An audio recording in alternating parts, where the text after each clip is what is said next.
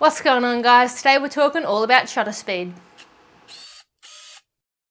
So shutter speed is one of those things that's a little bit different between photography and videography. So if we're taking a photo, we look at shutter speed in the amount of time that shutter opens to let some light in and then closes again. When the shutter actuates and makes that click noise, if it worked like that for video, it'd get picked up by your microphone. So what actually happens is that the mechanical shutter actually opens up at the start of the recording and lets the light in, whilst an electronic shutter simulates the same movement. So rather than hearing that click noise, it just happens silently, so that you can go about collecting your audio and shooting your video without hearing that really annoying noise.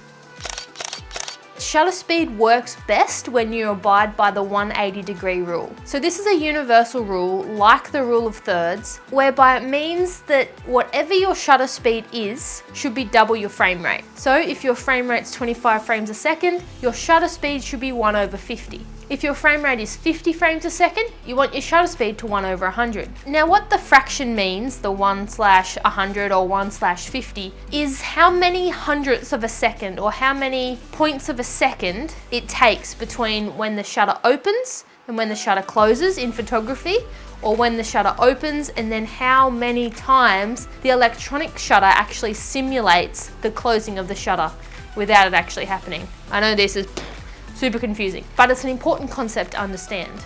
So what shutter speed controls is how blurry or how robotic or still your image is. So a great example of a slow shutter is, say, a photo of waterfalls.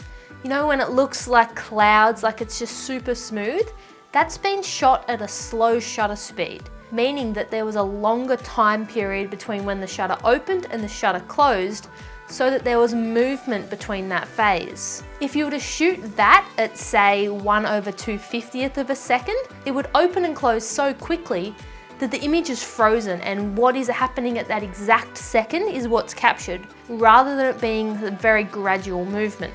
Basically, the lower the shutter speed, the brighter your image is going to be. So if you want to shoot at a low shutter speed, you'll have to compensate by either changing your aperture or your ISO. So slow shutter speed photos or videos work really well when the environment is controlled or you have stabilization. When shooting movement or action or handheld videography, you want to be using a higher shutter speeds so that your image doesn't end up blurry. The reason we abide by the 180 rule is because it means that the most natural human movement is captured. Another thing I want to point out is shutter speed is one of the 3 most important settings that you can change on your camera that controls your exposure. It's a part of what we call the exposure triangle. I'll be going into the exposure triangle in another video, but just remember shutter speed also controls how much light hits your camera's shutter and for how long, which means that it dictates the exposure of your image, paired with the other two, ISO and aperture. The more you start to understand about cameras, the more you realize that it all kind of works together. When you change one setting, you often have to compensate with another setting, and so on. It's pretty much like a balancing act, but it's really satisfying when you can get it right and when you start to understand if you change this, it will affect this, if you change that, it will affect that. It's all about learning the processes of how the cameras operate so that you can make the best possible videos. That's it from me, guys. That's another part of the exposure triangle explained. Stay tuned for the next video.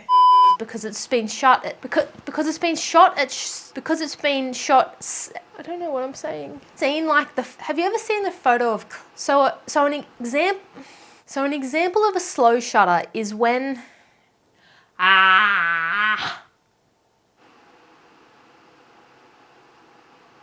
I just realised I've been filming this whole video with my heater on. Really hope that's not in the audio. I'm really gonna hate life if I have to do that again.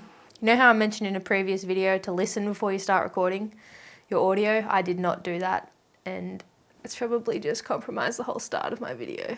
Love that for me.